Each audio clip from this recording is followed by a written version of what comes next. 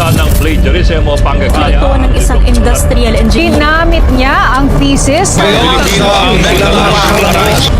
ang gustong pondohan ng Pilipino.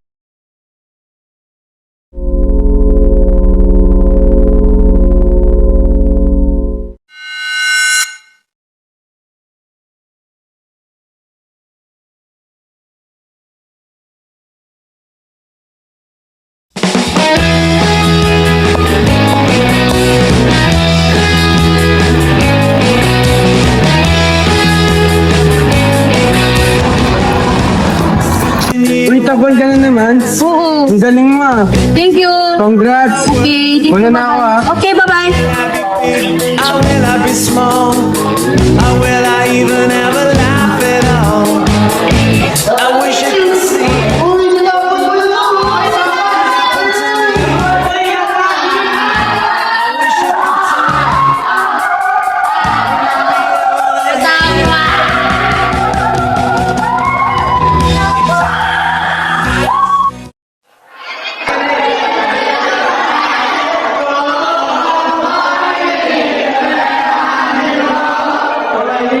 I will like to announce na malapit na yung tournament dito, malapit sa school natin. And sino ang gusto sumali sa inyo?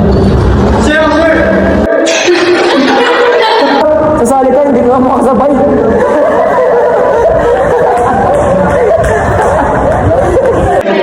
Tama na ka, sumali mo siya. Sir, ako rin po.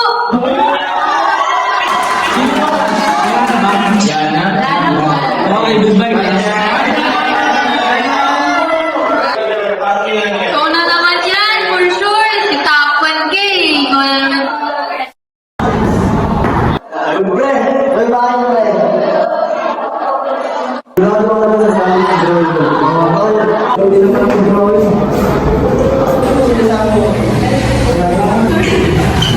Uy, sa piano guards, tawag ka kayo, sir.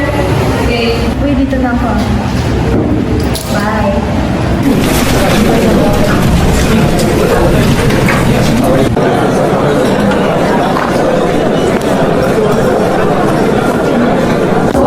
Barbs and Sampiano, ipasa niyo sa akin yung schoolwork niya and gawin yung uniqueness yung gawa niya and avoid plagiarism.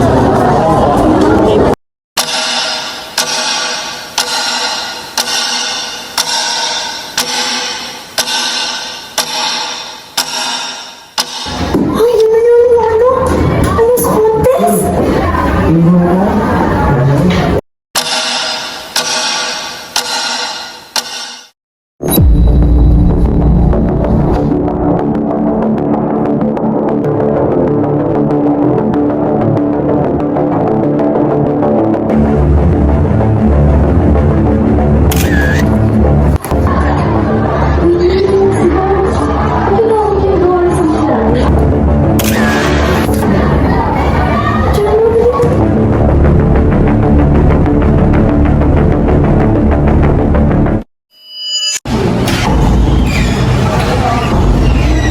Barbs and Sampiano, nasaan na yung gawa niyo? Sir, ito po. Ito sa akin, sir.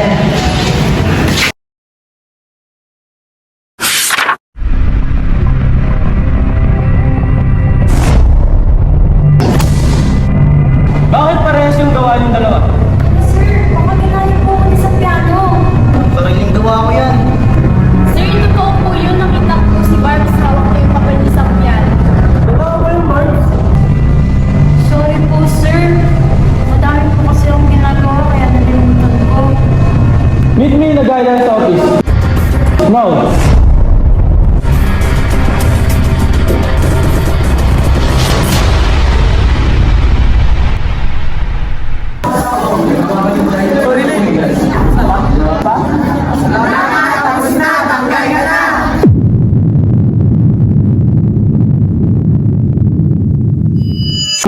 Oh, ano nang gagawin? Chapter sunod, pre. Aral at saka arares. Nakakataman, bigyan mo lang tayo. Tara! Tara, amen, oh. Tara! Hirap ng research natin, no? Gagi, same na same sa study natin, ha? Inisip ko. Copy-paste lang natin.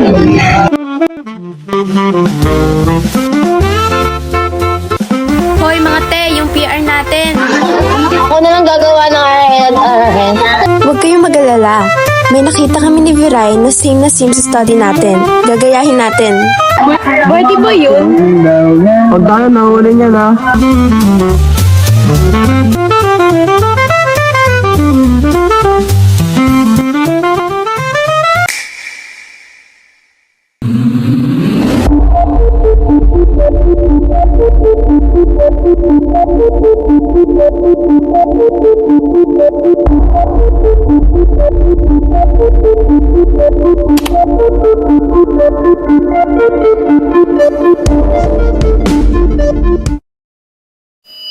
Now let's proceed to our RSRS. That's supporting our studies.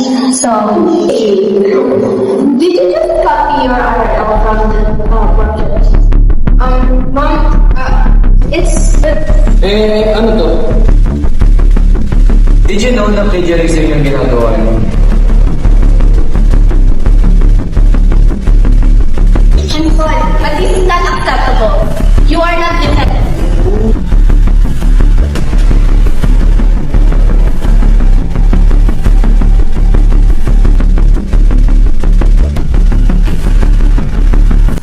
Ikaw kasi, tuloy mo pa yung pag-plagiarism mo, tinan mo tuloy kung ano nangyari.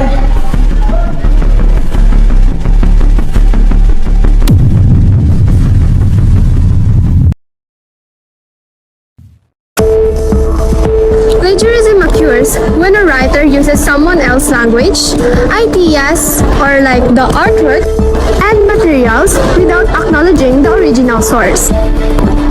Copying academic work without author's permission is considered as plagiarism. Plagiarism causes severe academic, professional, and legal consequences, including damaged reputation, explosion, and job loss. In the Philippines, plagiarism is the same as copyright and could be considered as a cybercrime law. Public Act 10175 and could be considered as a cybercrime law. Public Act 10175.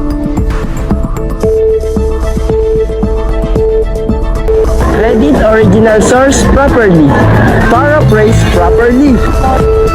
Always acknowledge the original author when using their ideas. It is important to cite properly.